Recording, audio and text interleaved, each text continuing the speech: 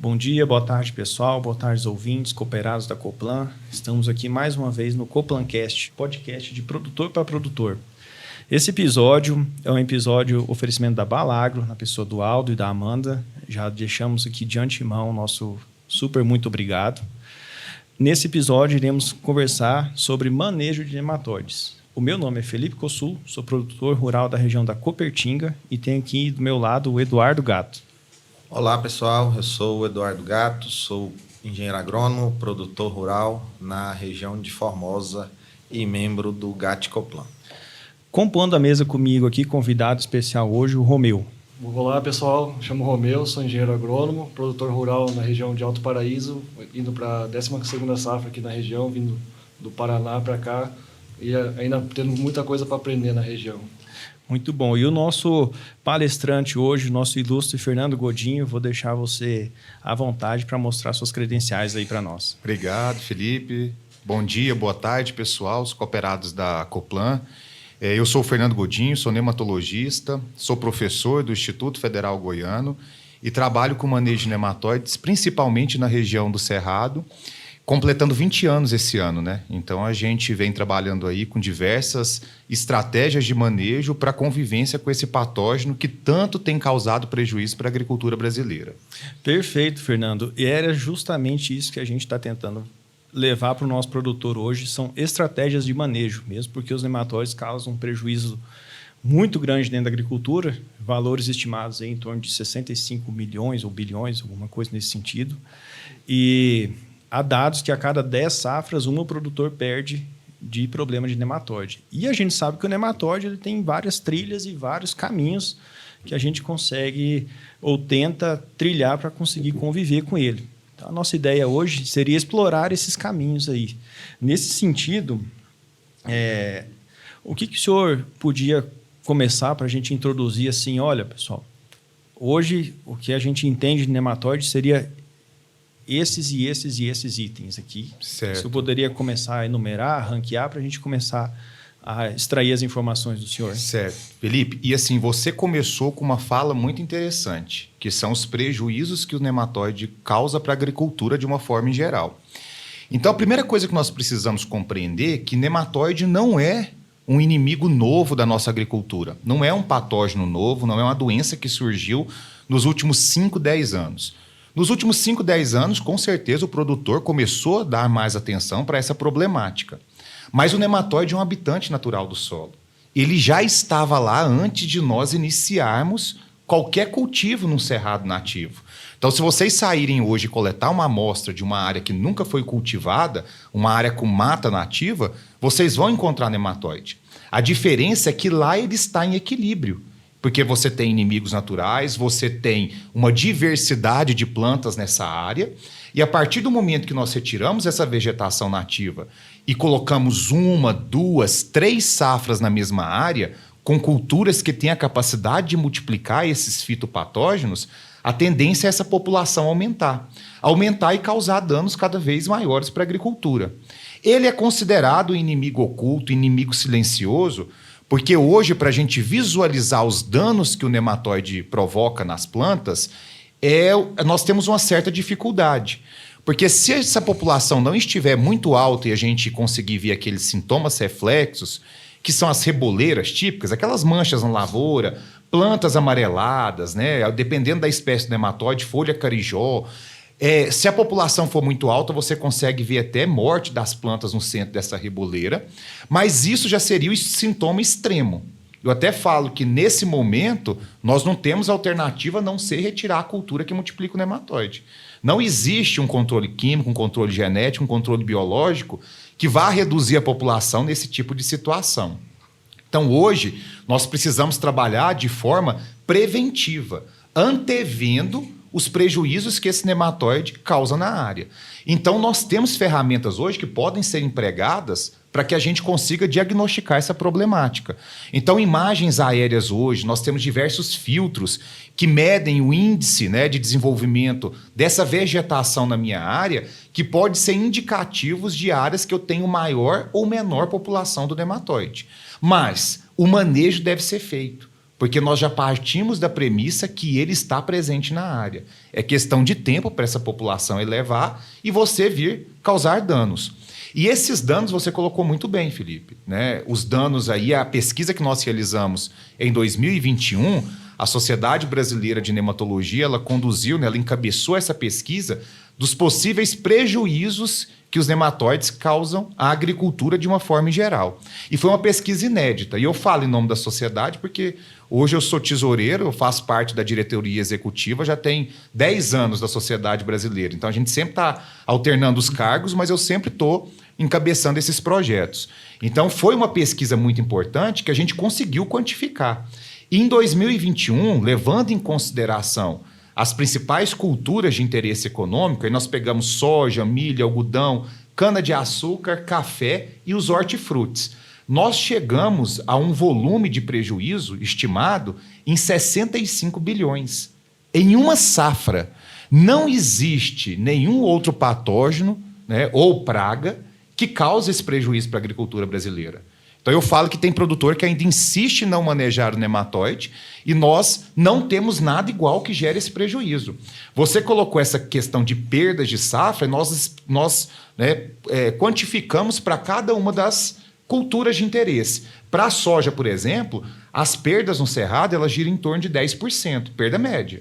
Então, assim, tem produtor, o Romeu pode estar perdendo mais, você pode estar perdendo menos, para a gente chegar a essa média de 10%. Mas para chegar a essa média, se a gente ver a produtividade média aqui da nossa região, nós estamos perdendo aí 6, 7 sacas de soja por hectare, sem perceber essas perdas. Então, a cada 10 anos, uma safra de soja praticamente é perdida. Perfeito. E pensando, então, vamos começar a elaborar uma linha de raciocínio. Quando a gente vai introduzir uma cultura, que a gente fez lá, aquela retirada da vegetação natural, a primeira coisa que o produtor faz é construir o perfil de solo. O que na parte física ou na parte química do solo, pH, temperatura, compactação, isso influencia na replicação do nematóide ou simplesmente é a retirada da vegetação que já deixa susceptível para as culturas sucessivas que vêm na frente? Na verdade, a retirada da vegetação já é, né, um desequilíbrio que você traz para aquela área. Então, isso é fato. Quando nós entramos com o cultivo, a gente retira aquela vegetação nativa, um ambiente que estava estabilizado, para se tornar um ambiente que vai ter uma única espécie ali, né? Então, isso já é perturbador do ponto de vista de microbiota de solo. Esse é fato. O outro fato é quando nós entramos com esse manejo químico e físico desse solo. E esse manejo químico e físico, ele pode favorecer ou desfavorecer o desenvolvimento desse nematóide. E o interessante, Felipe, que se a gente for pegar, por exemplo, a questão de saturação por bases, pH de solo, esse pH ele pode favorecer diferentes espécies de nematóide. Exemplo, pHs mais baixos, que acompanham a saturação por bases mais baixas, favorecem muito Pratilencos braquiurus, que é uma espécie que é nativa do solo brasileiro. Qualquer área de cerrado que vocês forem, vocês vão encontrar pratilencos. E nós já temos uma espécie que é exótica, mas que é muito presente aqui na região de vocês, que é o nematóide cisto, o Heterodra glycinis. Ele não é nativo do solo brasileiro, mas ele é extremamente favorecido por saturação por bases mais elevadas, pHs mais altos. Então, assim, nós temos que trabalhar com uma média que favoreça o desenvolvimento do vegetal e não extremos, porque esses extremos nós podemos influenciar, sim, o desenvolvimento do patógeno. Outro ponto, só para a gente falar da questão de física, é a compactação de solo. Compactação de solo é um problema sério para a gente quando nós pensamos em desenvolvimento de nematóide. Nematóide, 80% da população do nematóide no solo está na camada de 0 a 20. Quando nós temos solos compactados, ou nós não trabalhamos perfil, né, mesmo em profundidade, pensando, né, em questão de saturação por bases, para teor de alumínio, nós acabamos confinando esse solo nessa camada, essas raízes nessa camada superficial do solo e favorecendo muito o desenvolvimento dos nematóides. E assim, pensando em pH ou saturação, se o senhor fosse para sugerir um número para o produtor que está começando a fazer sua agricultura de precisão esse ano, ou então está refazendo um manejo de construção de perfil do solo, o senhor teria um número que seria um pH entre uma faixa de pH e uma faixa de saturação? Pensando em saturação, que eu acho que é o mais viável para nós trabalharmos, né? Eu até brinco que eu vou contra muito ao pessoal que trabalha com a questão de fertilidade. A gente tem uma linha da fertilidade hoje de solo que tem trabalhado com saturações acima de 80%, né? E pensando em nematóides, né, e nessas duas espécies principais, eu não passaria de uma saturação acima de 70%, 75%. Né? Só que isso vai depender muito se eu tenho cisto na área. Se eu não tiver cisto na área, eu posso trabalhar com a saturação mais elevada. Então, conhecer a população de nematóide que você tem ali é de fundamental importância, porque os nematóides que são nativos, o Pratylencos é desfavorecido por essa elevação de saturação por base. Galha não é influenciado por pH ou por saturação. A gente não vê influência no desenvolvimento do nematóide das galhas. O que seria favorecido é o cisto. Se ele é exótico, se ele não foi introduzido na sua área, você não tem a presença dele, você poderia trabalhar com essa saturação mais elevada. Certo? Perfeito, perfeito. Professor, caminhando um pouquinho para esses diversos manejos de sistema que a gente tem que fazer, eu gostaria que você desse algumas dicas, algumas sugestões para o nosso cooperado. Vão ter inúmeras situações em diversas áreas, cada um na sua diversidade. O que você pode falar para a gente, pensando em rotação de culturas, espécies em sucessão, esse tipo de manejo, pensando numa situação extrema e até mesmo numa situação que talvez ainda não está em desequilíbrio. O que você pode falar para a gente sobre isso? Sim, ótima pergunta, Eduardo. E se a gente for pensar, né, em questão de desenvolvimento desses nematóides nas diversas áreas, primeira coisa que nós precisamos ter em mente é que nós precisamos conviver com eles. Né? O nematóide é um patógeno que ele já estava lá e precisamos conviver. A partir do momento que a gente consegue rotacionar culturas, você acaba, né, permitindo que outros micro-organismos, inimigos naturais, se desenvolvam naquela área e muitas vezes até cheguem a competir com essa população de nematóides. E tem espécies também, vegetais, que não multiplicam. Exemplo, se eu tenho cisto, gramínea não multiplica nematóide de cisto. Então, se eu entro com uma rotação, com uma gramínea, eu vou reduzir essa população. Né? Se eu tenho, por exemplo, um rotilênculos na área, também a gramínea não multiplica. Agora, se eu já tenho, por exemplo, o Pratylencos ele tem um alto grau de polifagia, e até mesmo o nematóide das galhas também. O que seria essa polifagia? Uma grande gama de hospedeiro. Então, acaba que as culturas, né, principais que nós temos aqui na região, que poderiam entrar no programa de rotação, todas elas multiplicam o Pratylencos. Então, o que nós poderíamos fazer? Eu falo que essa sucessão ou essa pós-soja é uma excelente janela que nós temos para conseguir trabalhar com esse manejo. Exemplo, se eu tenho populações altas, elevadas, e estou começando a ver perdas, sintomas, manchas na minha área, muitas vezes, Eduardo, eu recomendo que a gente abra mão, por exemplo, de uma safrinha e entre com uma cultura que não multiplique aquelas espécies de nematóide que eu tenho ali na área. Mas eu preciso ter um diagnóstico, eu preciso saber o que eu tenho para eu direcionar esse manejo de planta de cobertura. Então, por exemplo, se eu tenho alta população de Pratylencos está causando danos ali, a crotalária seria uma cultura que não multiplica essas espécies de nematóide. Então, a Spectabilis, Breviflora e Mucronata seriam excelentes alternativas de manejo. Agora, por exemplo, se o meu problema é galha e cisto, Pratylencos está numa população mediana, a braquiária poderia ser uma excelente alternativa. Braquiária não multiplica. Eu tenho, inclusive, milhetos que podem ser utilizados que têm baixo fator de reprodução a Pratylencos também. E não multiplica cisto, mas milheto multiplica galha. Então, se eu tiver histórico de galha, eu não posso direcionar. Então, todo esse programa de rotação de culturas, de planta de cobertura, pensando em redução populacional de nematóide, ele passa primeiramente por um diagnóstico.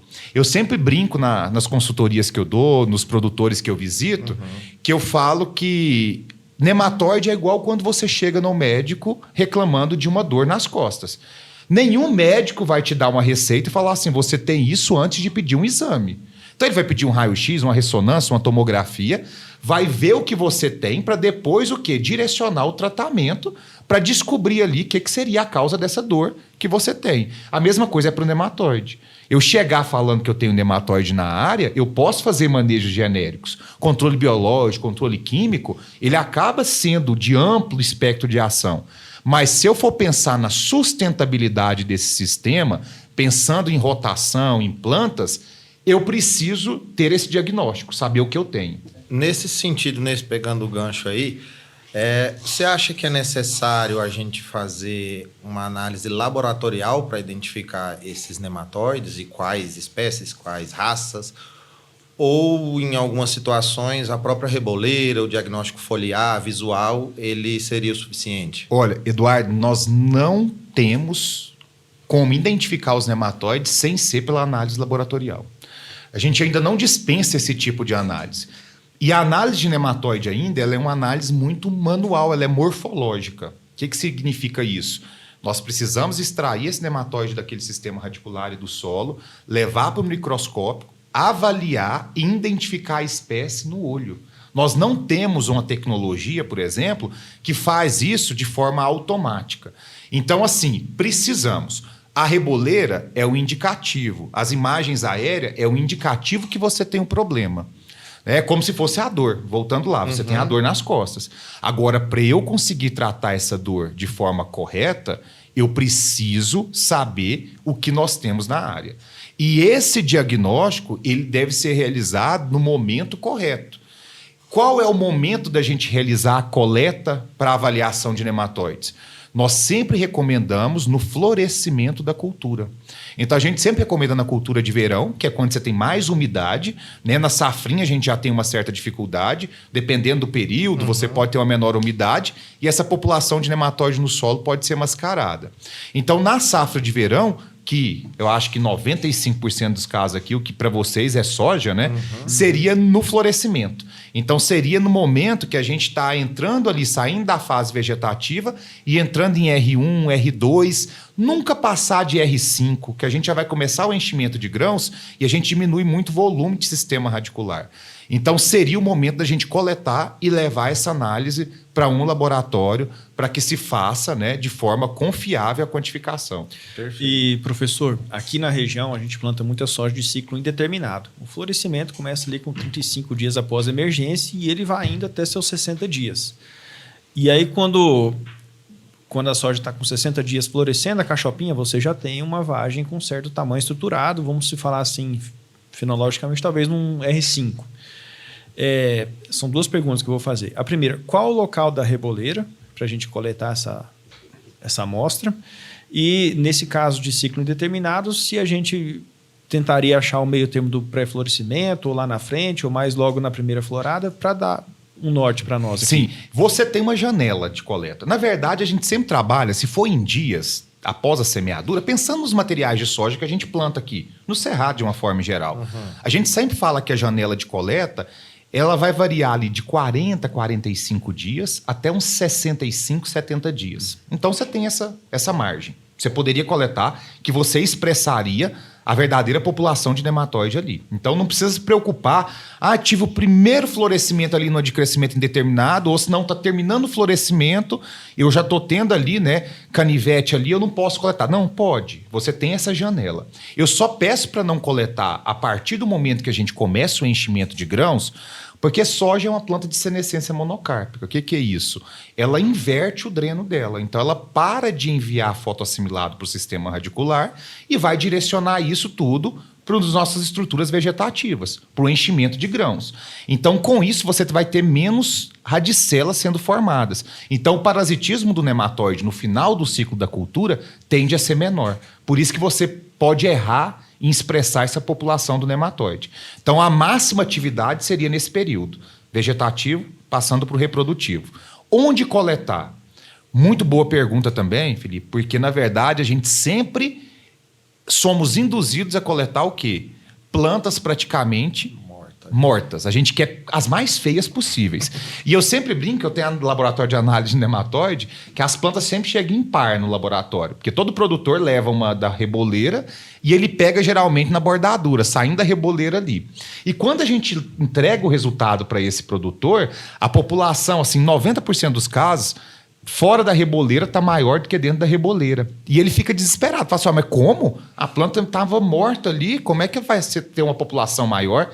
Isso porque quando eu coleto plantas extremamente sintomáticas, plantas que já estão morrendo, elas já não têm sistema radicular. Aquele nematóide até muitas vezes saiu. Ele já causou dano, já matou a planta, ele já não está ali mais. Ele está procurando outro sistema radicular para penetrar. Então, sempre a gente tem que pegar essas plantas na área de transição. Então, seria saindo daquelas áreas sintomáticas para a área onde você não vê sintoma, naquela transição, na borda da reboleira. Perfeito. Em relação às plantas de cobertura, voltando um pouquinho ao assunto, todo mundo às vezes tem mais ou menos uma noção, e que nem você falou, dependendo da condição que tem na área, você vai colocar uma planta de cobertura mais adequada para controlar o nematóide de acordo com a situação. Muitas vezes tem aquelas plantas daninhas que são de difícil controle, estão na área, que você não consegue controlar direito. Como é que é o manejo para essas plantas daninhas, até às vezes uma cultura voluntária, soja voluntária? Como é que tem que ser esse manejo nesse sentido? E se a gente for pensar, né, se vocês tiverem a oportunidade de um evento que eu palestro, eu sempre, quando eu vou falar de controle cultural, todo mundo acha que a premissa do controle cultural é a rotação de culturas. Então, quando eu coloco lá controle cultural, todo mundo já espera lá, ele vai falar para a gente só fazer rotação de culturas. E eu nem comento de rotação de culturas, porque eu sei a dificuldade que é para vocês tirarem a soja e colocar uma cultura que não hospede o nematóide na área. A gente brinca que o produtor tem conta para pagar, né? Então ele precisa produzir. Então nós estamos aqui como especialistas justamente para ajudar vocês a produzir e não direcionar o que seria mais fácil para manejo. Então quando nós pensamos, né, nessas plantas de cobertura, a gente precisa ter em mente o quê? Que algumas multiplicam e outras não. E a principal forma de sobrevivência de um nematóide de uma safra para outra é sobrevivendo em plantas daninhas e na tiguera ou na soja voluntária. Então, se eu for trabalhar com planta de cobertura, como o próprio nome diz, cobertura, eu preciso que cubra meu solo. Então, eu não posso deixar que plantas daninhas ou a tiguera se desenvolva no meio. E você colocou um ponto fundamental, que é a dificuldade da gente controlar planta daninha ou a soja no meio dessa planta de cobertura. Então, na verdade, pensando em manejo, nós temos que fazer esse controle de forma antecipada, porque depois que essa soja ou essa planta daninha se desenvolveu no meio de uma crotalária, você não tem um herbicida que você consiga utilizar que vai matar. E dependendo da situação, eu recomendo que desseque. É tanta tiguera e tanta planta daninha que eu falo que aquela planta de cobertura ali não está fazendo nenhuma função. Então, é trabalhar com esse manejo preventivo e também posicionar a questão de densidade. Nós não podemos economizar em semente de planta de cobertura. Outra coisa que o produtor quer muitas vezes é colocar sempre menos para que consiga ter, né, uma maior rentabilidade. Precisamos trabalhar com a quantidade correta. Professor, nesse assunto aí ainda, vamos dar um choque no nosso cooperado aí. Vocês têm informação, por exemplo, sobre essas plantas que hoje em dia a gente tem grande dificuldade de controle, buva, pé de galinha, o amargoso. Vocês têm dados e informação sobre os fatores de multiplicação delas? Sim, todas elas multiplicam nematóide das galhas. Se vocês verem as galhas em buva, fica um trem maravilhoso, tão bem formada. E pratilencos. Então, assim, pé de galinha, buva, amargoso, todos eles multiplicam muito bem essas duas espécies de nematóides, né? E tem uma outra também que tem aumentado muito sua incidência nas áreas, que é o Helicotylencos de Ístera, que também tem a capacidade de se multiplicar nessas plantas daninhas. Então, assim, o fator de reprodução é muito alto. E isso é um escape. O nematóide, ele, na verdade, ele está há milhões de anos aqui na Terra, né? Então, ele é esperto. Então, é uma adaptação dele para sobreviver para a próxima safra. O cisto tem estrutura de resistência, mas nematóide das galhas e pratilencos não. Então, eles precisam parasitar esse tipo de espécie que surge ali na área para que ele consiga ficar de uma safra para outra. Então, é uma forma dele também sobreviver. Então, é a evolução desse nematóide. Então, todas essas plantas daninhas multiplicam. E muito bem, viu? E, professor, mais uma pergunta no sentido de mix. Quando o senhor falou de nematóide pratilencos, crotalária, cisto, braquiária. E hoje a gente tem muita cultura do mix na região. O que o senhor imagina na cultura do mix? Ela é benéfica ou maléfica no sentido do controle do nematóide? Vale a pena fazer o mix ou vale a pena investir somente em uma cultura pensando nisso? Olha, o mix é uma excelente alternativa, né, que nós temos de conservação de solo, ciclagem de nutrientes, né, de manutenção de microbiota, aumento de biodiversidade dessa microbiota, porque nós estamos colocando ali 4, 5, 6 plantas diferentes, espécies diferentes, com ciclos diferentes, que promove uma ciclagem de nutrientes totalmente, né, particular naquela área. O que eu sempre digo é o seguinte, que para a gente trabalhar com mix, nós precisamos dominar o cultivo da planta de cobertura solteira. Por que eu falo isso? Porque tem produtores ou tem, né, pessoas que não trabalham com planta de cobertura e eu falo que já querem pular para o mix. E por que eu falo que é pular para o mix? Porque se você já não domina, se você não consegue que uma planta de cobertura se desenvolva solteira naquela área, imagina colocar 4, 5 espécies. Que semente de planta de cobertura, vocês sabem a dificuldade que é com relação a vigor, germinação, né? Nós temos que chegar a uma determinada densidade daquelas 4, 5 espécies que permita que ela se desenvolva. Porque nós vamos ter espécies ali no meio que pode multiplicar um nematóide, outra espécie pode multiplicar outra. E o problema é se essa espécie sobressair na área, né? Exemplo, o pessoal tem colocado muito milheto, braquiária no mix. Milheto, ele sai muito rapidamente. Se for um milheto que não tem baixo fator de reprodução a pratilencos, milheto reproduz pratilencos e também milheto multiplica nematóide das galhas. E se eu tenho essas duas espécies de nematóides e eu não trabalho com a densidade correta, eu acabo favorecendo o nematóide ao invés de reduzir essa população. Então, assim, se eu tenho essa dúvida de origem do mix, de onde está vindo, da germinação, da densidade, eu prefiro optar para a planta de cobertura solteira, né? Agora, a partir do momento que eu domino isso, perfeito. O mix é o nosso, né, ideal, pensando no manejo de nematóide e na sustentabilidade do sistema produtivo. Em relação ao que nem você falou a respeito do milheto, né, que tem um híbrido no mercado que tem um baixo fator de reprodução de nematóide, que é o ADR300, e geralmente se dá um tombo, 2. Vale a pena usar essa semente segundo, terceiro tombo, ou é melhor sempre usar só o híbrido? Aí é muito boa pergunta, porque vamos pensar no milheto lá, ó, que os engenheiros agrônomos de plantão têm que saber isso. Milheto é uma planta autógama ou alógama? É uma planta alógama, tem muita fecundação o quê? Cruzada. Então você acaba tendo muito o quê? Erosão genética. Então nós não recomendamos, e pensando ainda mais em híbrido, porque hoje nós evoluímos esses milhetos hoje no mercado, nós temos híbridos. Se nós salvamos semente, nós não garantimos que aqueles caracteres genéticos, incluindo o baixo fator de reprodução a pratilencos, está sendo passado adiante. Então nós podemos estar utilizando ali uma cultura, um milheto, que muitas vezes não vai reduzir essa população de nematóide. Então é algo que eu não recomendo, certo? O milheto eu não recomendo. Diferente, por exemplo, de uma crotalária. Plantei crotalária, comprei semente, vou salvar minha semente. Pode salvar, né? Que você não vai ter essa perda, e crotalária é resistente tranquilamente. Agora, o milheto eu tomaria esse cuidado para dar esses tombos, porque a gente pode perder, sim, essa resistência. Professor, você comentou ali atrás que produtor a gente tem conta para pagar. A gente vai plantar soja. Provavelmente, se a situação não estiver drástica, aquela coisa horrível, a gente vai plantar soja na área e tentar fazer o manejo depois, etc. Pensando nessas sojas que a gente fala que não são canela seca, que tem alguma resistência na raiz, etc.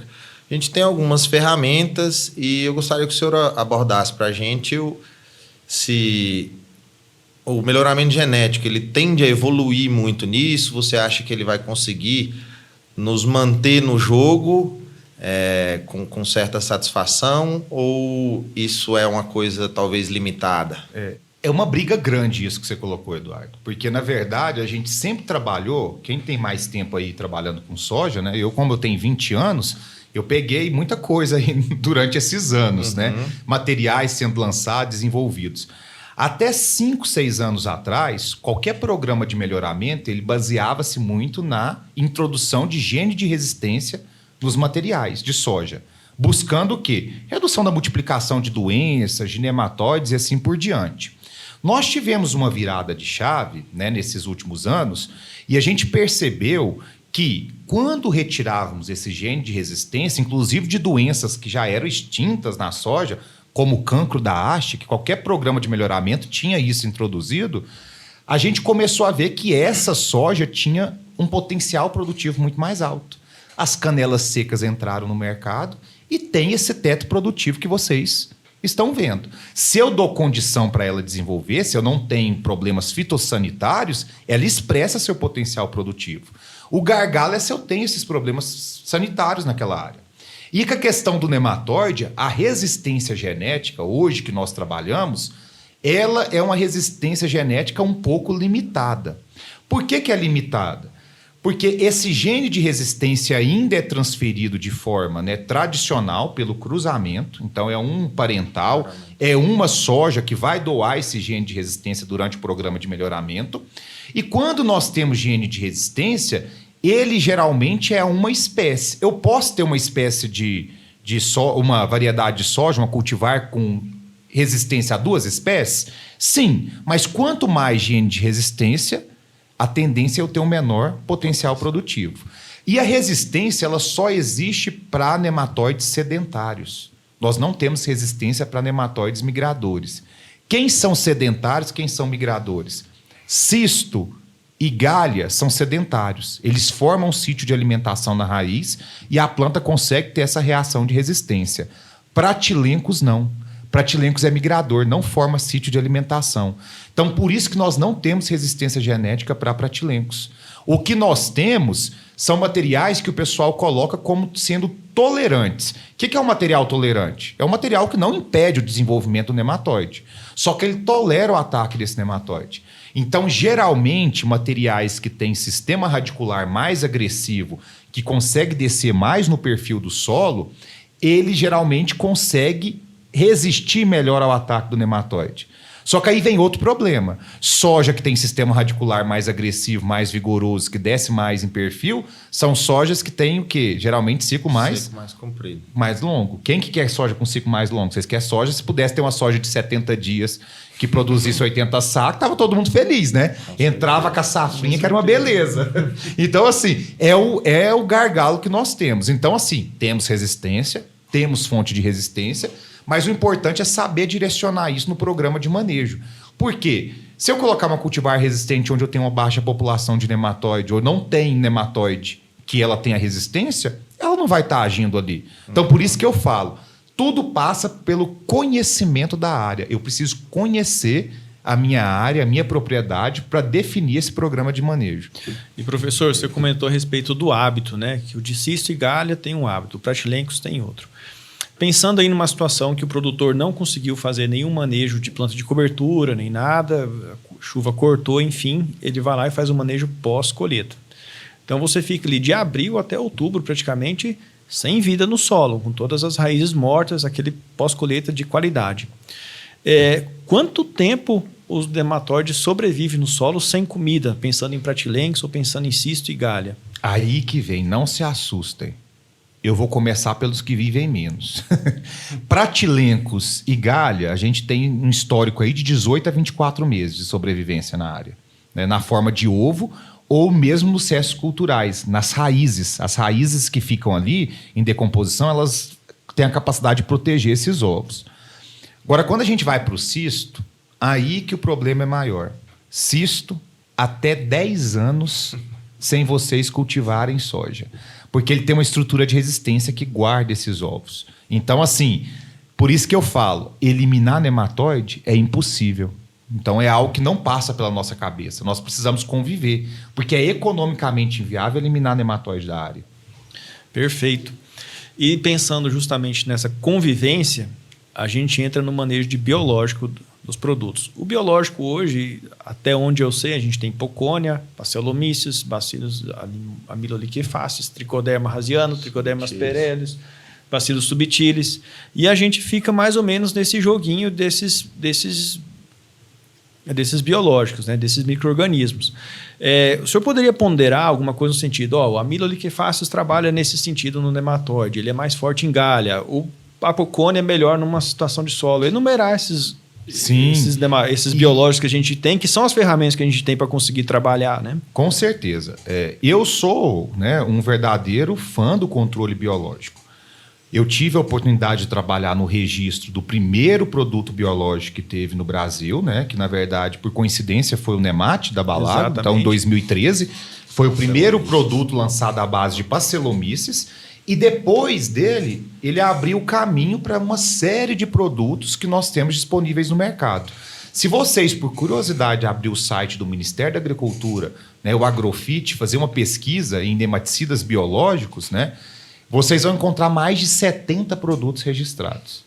Então, são uma infinidade, né, uma diversidade de micro-organismos, de mistura de micro-organismos, só que possuem mecanismos de ação diferentes. É muito complicado para a gente direcionar, né, por exemplo, uma espécie de bacilos para determinada espécie de nematóide, porque vai depender muito da cepa. O que seria a cepa? É como se fosse o sobrenome daquele nematóide. Todos pertencem à mesma espécie. Por exemplo, Bacillus amyloliquefaces. Só que determinadas cepas têm uma maior velocidade de colonização, uma maior produção de metabólitos, que podem ser tóxicos para o nematóide, um maior biofilme, e isso que é o grande diferencial ou o grande segredo comercial dessas empresas. Então a empresa chega com um produto formulado para vocês e posiciona isso porque ela conseguiu isolar uma cepa que tem aquelas características que vão conferir aquela proteção ou conferir aquele controle para determinada espécie de nematóide. Então não é porque é Bacillus amyloliquefaces que tem eficiência para nematóide. Eu preciso saber a cepa que eu trabalho. Da mesma forma, não é porque é Pasteuromyces, que é Pocônia, que tem eficiência para nematóide. Determinadas cepas podem ter eficiência, outras não. E quando a gente pega, né, esses micro-organismos, eu gosto de dividir eles em dois grupos, Felipe, né, através dos mecanismos de ação. Eu divido da seguinte forma. Tem um grupo de micro-organismos que eu coloco eles como sendo parasitas de nematóide, que é um grupo de micro-organismos que tem capacidade de se alimentar do nematóide. O outro grupo, eu coloco os que não são parasitas de nematóide, que não se alimenta desse nematóide. E como que cada um age? Os que são parasitas de nematóide, geralmente, eles agem da seguinte forma. Eles têm a capacidade de caçar esse nematóide no solo e se alimentar do ovo, do juvenil, da fêmea. Então, a maioria são fungos. Dois representantes muito importantes que a gente tem é a Pocônia e o Pasteuromyces. Pocônia clamidospora e Pasteuromyces linacinus são dois representantes desses caçadores, desses micro-organismos que se alimentam do nematóide. Mas eles são considerados parasitas facultativos. O que é isso? Se ele não encontrar o nematóide, ele tem a capacidade de se desenvolver em restos culturais, na palha. O segundo grupo, que são aqueles que não se alimentam de nematóides, quem que são os representantes? As espécies de bacilos, de uma forma geral, que são chamadas de rizobactérias, e o tricoderma também. Tricoderma, você não vê tricoderma muitas vezes colonizando o nematóide. Mas as rizobactérias, os bacilos, são os principais representantes. Então, os bacilos, eles agem colonizando o rizosfera. Então, precisa ter raiz para esse bacilos agir. Porque ele vai se desenvolver naquela rizosfera da planta. Então, se eu tiver raiz, ele vai se desenvolver, vai promover essa proteção do sistema radicular, causa um processo de desorientação do nematóide, pode produzir metabólito e acaba afetando esse desenvolvimento. Então, o que eu vejo hoje?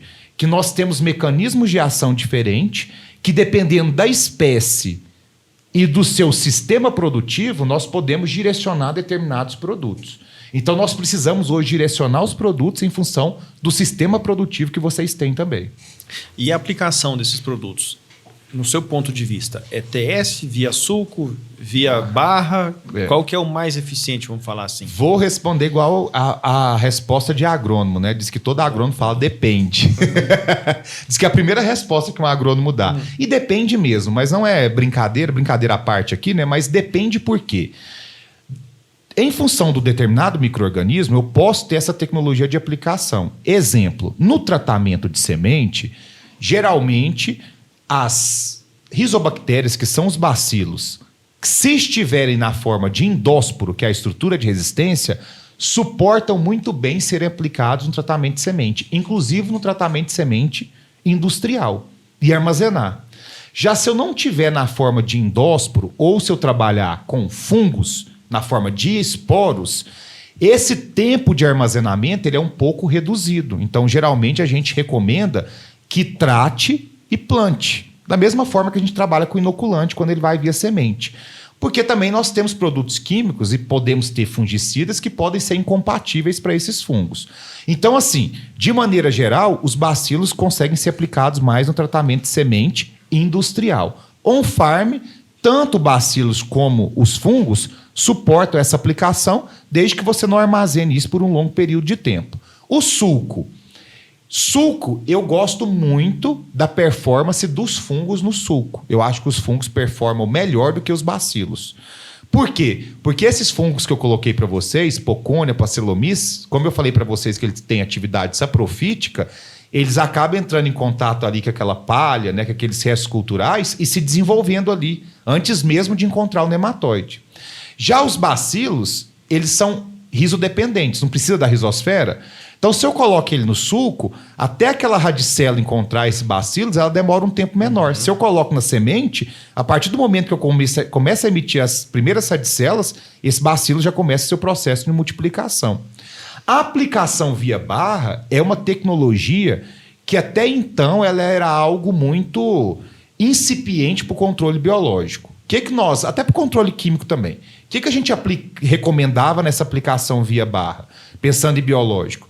Geralmente, se eu tivesse bastante umidade no solo, no final da tarde, se eu viesse com uma precipitação, eu poderia aplicar, porque esse esporo, né, ele iria descer naquele perfil do solo. Ou via pivô, porque eu controlo umidade, controlo lâmina de água, né? Então, até então, esse era um grande gargalo para a gente. O que a gente viu de diferença, né? Então, agora nós estamos tendo algumas tecnologias que permitem essa aplicação via barra e via pivô, porque elas protegem esse esporo da radiação ultravioleta e mesmo dessas variações de temperatura ou desse ambiente dessecante.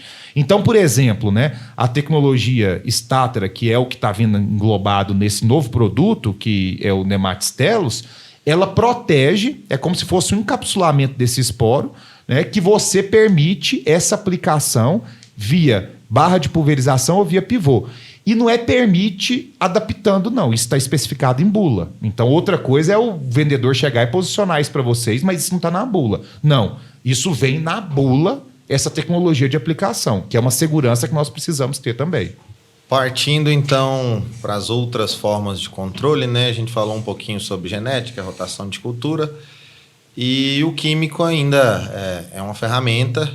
Eu, particularmente, já vi alguns produtos, já até usei, testei, talvez esteja um pouco desatualizado, mas o que você pode falar para a gente sobre isso? Tem alguma nova ferramenta e que possa, talvez, até ser associada a outras, ao biológico ou outras formas de manejo? Eduardo, o que acontece? O controle químico, pensando em grandes culturas ou culturas que têm baixo rendimento por unidade diária, que a gente pega soja, milho, algodão, sempre foi um gargalo para a gente. Porque o controle químico, ele é dispendioso, ele é caro.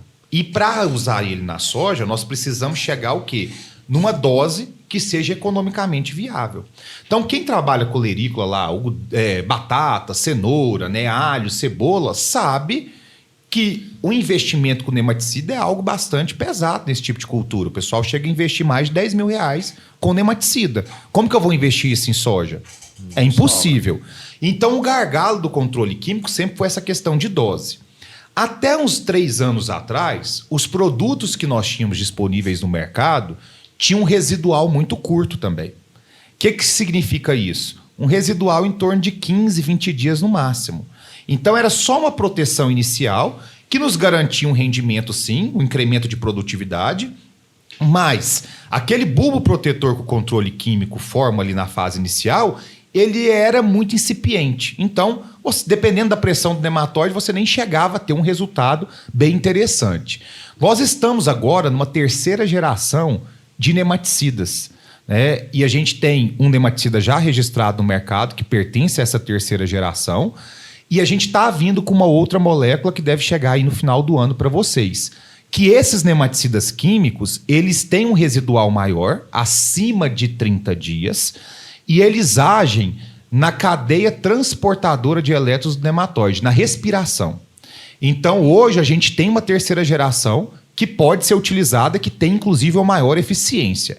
O que está sendo o gargalo ainda dessa tecnologia? O produto que está disponível no mercado, para a soja, ele é um produto exclusivo para aplicação em suco de plantio ou em barra de pulverização. E a dose também dele é uma dose um pouquinho elevada, varia de 300 até meio litro. Então, o custo ainda está sendo um entrave para essa maior adoção, né? Então, a gente tem esse gargalo aí. E você me perguntou sobre a associação do químico com o biológico. Eu falo que seria o mundo perfeito para a gente, pensando em proteção de sistema radicular. Por que isso? O químico é um tratamento de choque, um tratamento que vai agir a partir do momento que você coloca a semente no solo, certo? Então, o nematóide que chegar e entrar em contato com a molécula química, ele vai morrer. Então, esse químico começa com uma eficiência muito alta de controle. E o biológico? O biológico começa com uma eficiência muito baixa, porque você está colocando um esporo, um endósporo, uma estrutura de resistência. Então, eu preciso de umidade, preciso de restos culturais, preciso do nematóide, ou preciso de raiz para esse biológico se desenvolver. Então eu falo que nós temos uma inversão. Nós começamos com um controle químico com eficiência muito alta, um biológico com eficiência baixa. À medida que esse controle químico vai reduzindo sua eficiência, o biológico que vai aumentando. Então a gente tem essa inversão. Então eu acabo tendo uma proteção durante todo o ciclo da cultura. Então, para mim, né, como nematologista, como estudioso da área, eu acho que é o futuro do controle de nematóides. O grande gargalo, eu sei, o produtor deve estar me ouvindo, deve falar assim: ah, professor, é caro demais, a gente sabe, não é barato. Mas hoje, a quantidade de empresas, de produtos, de moléculas tem reduzido esse custo. E eu vejo que no futuro nós vamos ter um custo cada vez mais próximo ao que vocês podem empregar aí no campo e ter uma boa rentabilidade.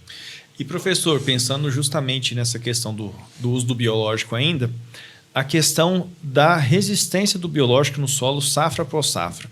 Eu fui lá, apliquei um Pasteuromyces. Ele vai ficar no meu solo ali para reinfestar o nematóide na próxima safra ou ele tem prazo de validade? Isso se refere tanto ao bacilo.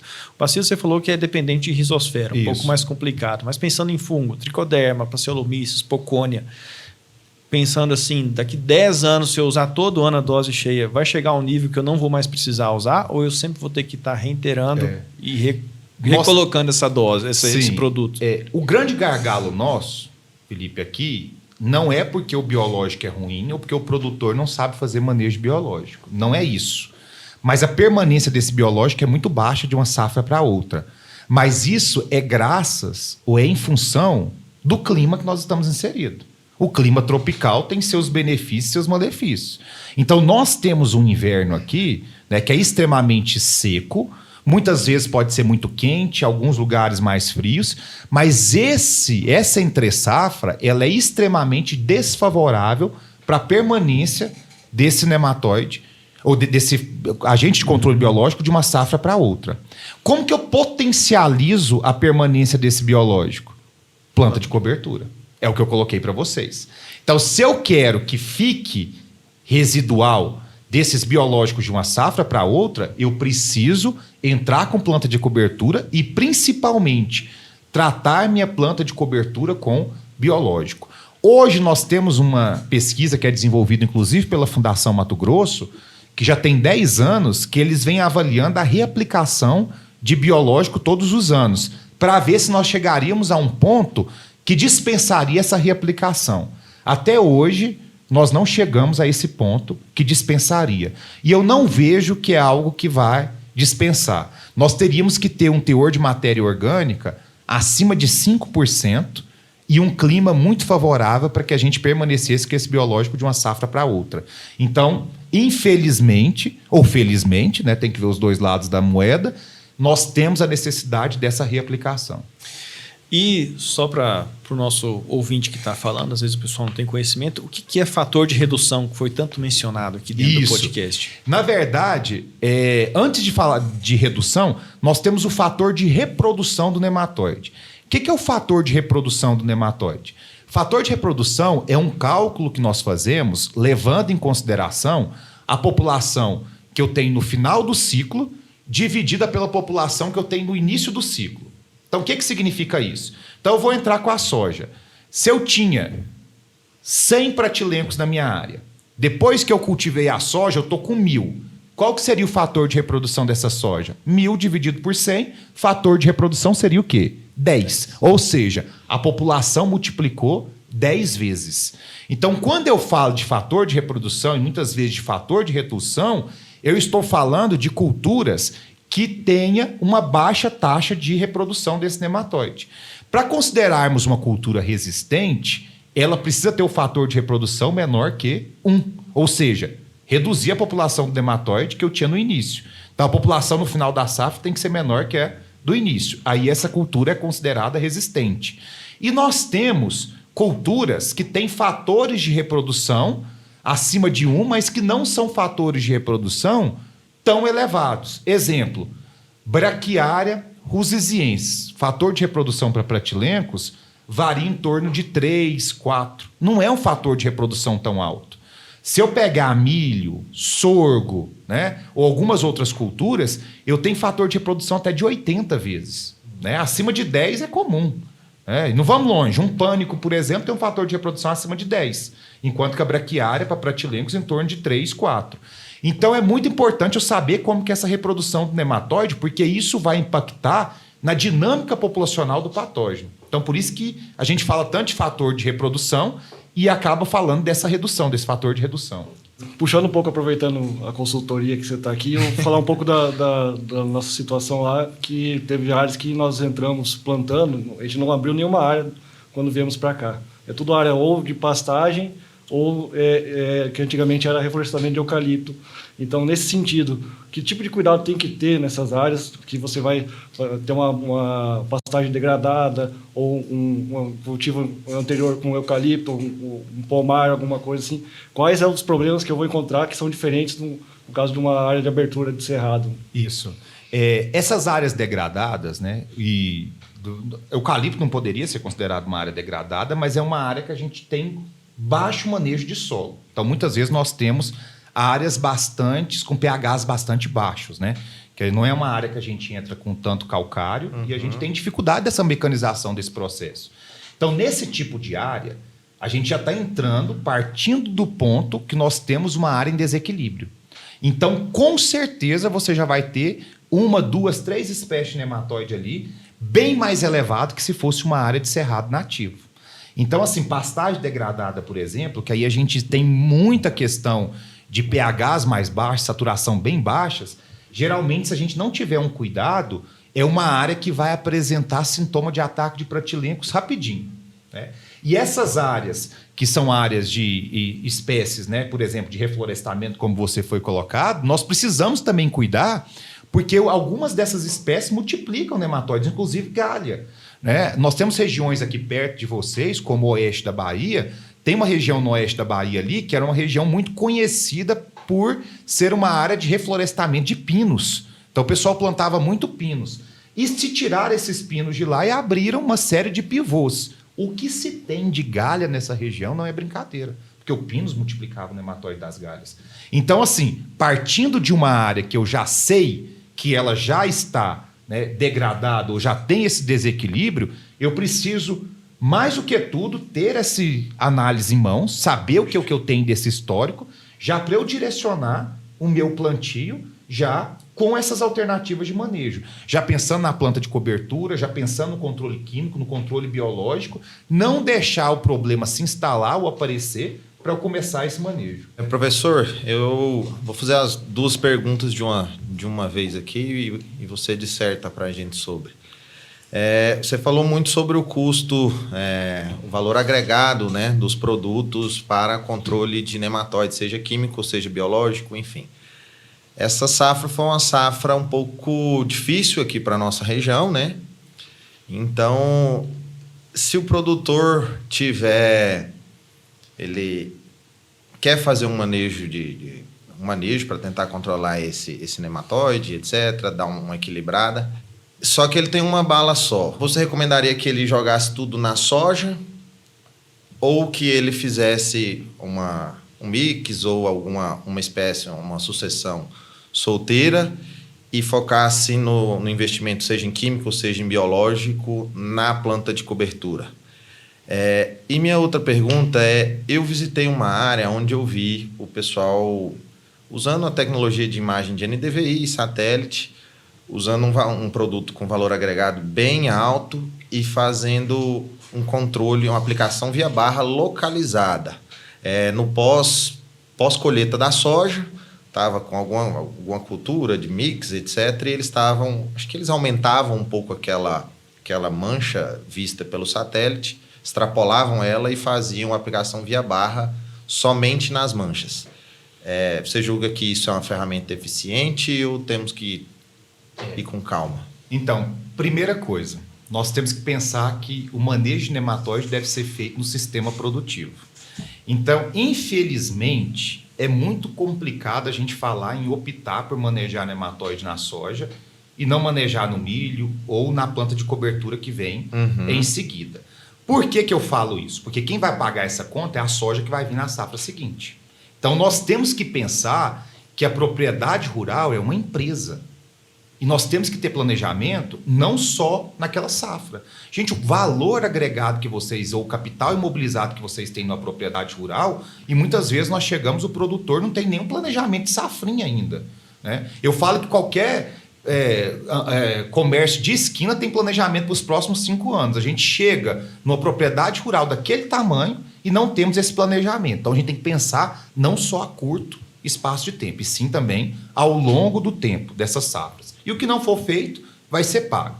Então, o que acontece? O que nós podemos fazer? Eu sei o custo de produção, eu sei quão desafiador está sendo essas últimas safras, mas quem tem problema de nematóide e não utilizou nematicida na safra passada, sabe o prejuízo que teve. Porque ainda mais que você teve um problema de seca, né, de déficit hídrico nessa fase inicial, tinha nematóide aí que a planta sentiu mesmo. Então, o que eu falo? Se você, essa ocasião, essa situação que você colocou, que seria uma área que eu tenho uma população mais ou menos mediana, não está inviabilizando, eu tenho alternativas de manejo que podem ser utilizadas ali, que um custo-benefício mais baixo. O controle biológico surge nesse processo, né? Então, o biológico, sim, ele acaba tendo um custo mais baixo que o controle químico. Eu sempre gosto de direcionar esse controle químico para aquelas áreas que eu falo que são áreas muito de fogo, ainda mais esse que tem um valor agregado mais alto. Uma abamectina, por exemplo, que tem um valor mais baixo, um TSI, tudo bem, você vai muitas vezes no pacote tecnológico. Mas esses produtos que são recomendados, inclusive que você colocou essa outra situação da aplicação em área localizada, geralmente nós precisamos ter a certeza dessa alta população para ver se ele vai ter aquele retorno. Então o biológico acaba sendo mais barato. E volto a falar, não sei se é bom ou é ruim, mas hoje, por exemplo, o milho, mesmo se vocês não quiserem fazer controle biológico, tem duas multiplicadoras de milho aí que vocês não têm opção de comprar sem controle biológico. 100% do milho dela vem tratado com bacilos. Então, as empresas de milho já estão evoluindo no mercado. Eles colocam no TSI e já tem esse posicionamento. Algodão da mesma forma. A soja é porque nós temos muito tratamento on-farm ainda. Então, por isso que nós não avançamos tanto nessa colocação do biológico no tratamento de semente, né, industrial. Então, é um ponto que a gente tem que ter esse cuidado. Então, sempre o quê? Tente utilizar nas duas safras. O milho, como eu falei para vocês, muitos já estão vindo com biológico. Então, mesmo se você não quiser, você vai estar colocando, porque você está comprando aquela semente. E se eu conseguir colocar nessas duas safras, eu vou colher esse resultado na soja que vai vir no ano seguinte. Com relação à aplicação localizada, Excelente pergunta. Primeiro, a época de aplicação que você viu nessa fazenda está errado. Você não vai aplicar nessa época. A recomendação desse produto é plante e aplique. Para a barra. Então, plantou a soja, aplicou o produto. Antes da soja germinar, porque se estiver germinado também dá fitotoxidez. O produto tem alta fitotoxidez. Então, é plante e aplique. Podemos aplicar, fazer essa aplicação localizada?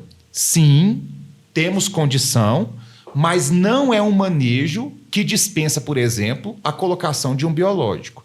O que eu tenho feito nas áreas que eu assisto, inclusive trabalhando no desenvolvimento desse produto, que eu trabalho com eles? Eu tenho feito a seguinte recomendação. Biológico está indo em área total, né? Ou no TSI, ou no TS, ou no suco de plantio. E naquelas áreas onde eu tenho essas manchas que eu consigo diagnosticar justamente por NDVI, ou que eu já tenho mapeado ali a população de nematóide, eu tenho direcionado a aplicação do controle químico. Então eu somo essas duas tecnologias. Naquela área onde eu tenho uma alta pressão, eu venho e coloco o controle químico e o biológico está indo na minha base. Mas retirar e só ir com o controle químico nessas áreas é pedir para essa reboleira ir mudando de lugar, porque o nematóide não respeita, né? Ele não vai falar assim, só porque não aplicou ali, eu não vou para aquela área. Não funciona dessa forma. Tem uma água de enxurrada, movimentação de solo, uma grade que passa, uma máquina, uma semeadora, tudo isso revolve o solo e vai caminhando com esse nematóide. Então essas manchas podem ir mudando. Então por isso que eu falo, pode-se fazer aplicação localizada, é uma forma de se tornar isso economicamente viável, mas não dispensa essa aplicação de base, como, por exemplo, eu coloco o biológico. Perfeito, professor. E para resumir o nosso evento, que nosso podcast está chegando aos minutos finais, a gente gostaria que o senhor fizesse um resumão de tudo que foi falado aqui, para aquele cooperado que está chegando só agora para nos assistir, o que ele pode esperar dessa aula que foi dada aqui hoje. Perfeito. Pessoal, então assim, primeiro ponto, né? Nematóide é algo que nós precisamos conviver com ele.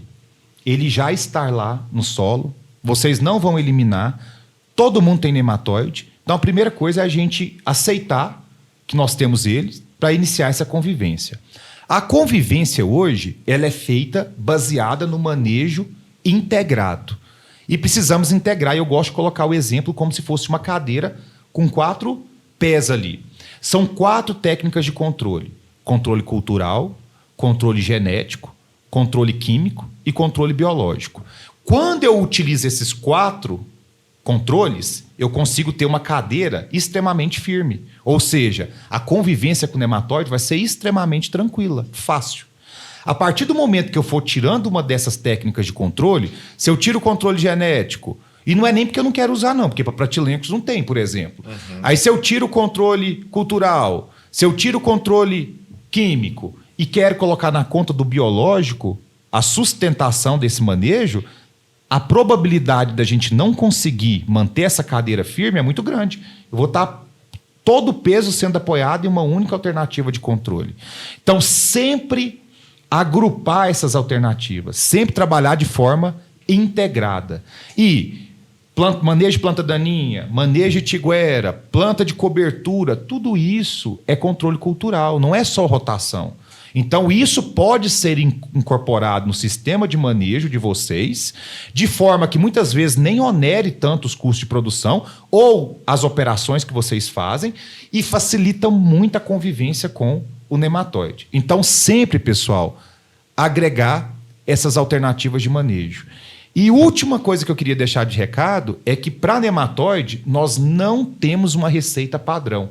Eu falo que a principal frustração das pessoas que vão muitas vezes na minha palestra é esperar encontrar lá nas últimas lâminas, nos slides, uma receita de bolo. Falando assim, você entra com tal produto, tal aplicação, faz isso, isso e isso, você resolveu o problema do nematóide. Porque muitas vezes para fungos, né, para pragas, para plantas daninhas, a gente tem isso. Para nematóide, não. Para nematóide, eu preciso conhecer o seu sistema produtivo. Então, eu preciso conhecer o sistema produtivo do Felipe, do Eduardo, do Romeu, para daí eu traçar um programa de manejo específico para aquela realidade. Aqui nós temos uma área de pastagem, como foi colocado. Pastagem degradada, eucalipto. Você pode ter, por exemplo, a área de abertura de cerrado. Então eu não posso comparar as duas áreas, ou eu não posso colocar uma verdade para esse manejo. Então, pessoal, vamos trabalhar com o manejo da sua propriedade. O manejo deve ser feito para a sua realidade. E, professor, nós temos aqui no nosso podcast a pergunta bucha. A pergunta bucha seria assim: qual o pior nematóide que tem e qual o melhor manejo para ele? Certo. Gente, eu não vou omitir para vocês, para mim o pior nematóide hoje, pensando em danos e dificuldade de manejo, é o nematóide cisto. Porque ele é exótico. Ele não é nativo do solo brasileiro, nós não temos inimigos naturais, ele tem uma estrutura de resistência que fica 10 anos na área, guardando os ovos desse nematóide. Então, assim, é complicado a gente conviver com ele. E quando a população está alta, o dano é muito sensível. A soja sente muito, mata a soja. As outras espécies, muitas vezes, podem ser um pouco mais harmônicas nesse sentido. E o manejo desse nematóide? Não vou mentir para você. A principal alternativa de manejo, você fala assim, eu quero reduzir o meu nematóide cisto. Chama-se milho verão. E eu não vou nem entrar nessa ossada da cigarrinha, mas é a principal forma de impactar a população do nematóide cisto. Perfeito, pessoal. Fica aqui o nosso agradecimento mais uma vez ao Eduardo, nosso companheiro, a Balagro, na pessoa novamente do Aldo e da Amanda, ao Romeu, por ter comparecido com nós aqui, e essa ilustre presença do Fernando, que deu essa aula aí de manejo de nematóide, que vai servir de orientação para muita gente daqui para frente. Agradecer, o Felipe já agradeceu, mas agradecer as ilustres palavras do professor Fernando aqui, foi muito esclarecedor. Não fugiu da raia em nenhuma pergunta, esclareceu, acho que mais do que a gente pediu, foi excelente. Parabéns, professor. Eu também agradeço, porque é uma coisa que eu tenho pouco conhecimento e ajudou muito assim, a esclarecer bastante como é que eu tenho que fazer o manejo da minha fazenda e mudar muita coisa lá. Eu acho que foi muito interessante a palestra. Muito obrigado. E eu agradeço, pessoal, o convite da Coplan e da Balagro para estar aqui presente hoje. E também parabenizo a iniciativa que vocês estão tendo de tentar modificar, alterar as formas de comunicação para levar conhecimento para os cooperados, né? Então, vocês estão cada vez aí rompendo essas barreiras e levando diferentes formas de comunicação técnica. E a gente precisa de pessoas como o senhor do nosso lado para a gente conseguir atingir o nosso objetivo. Fica aí o nosso muito obrigado. Obrigado a todos e até o próximo. E fica aberto a sugestões. Valeu, gente!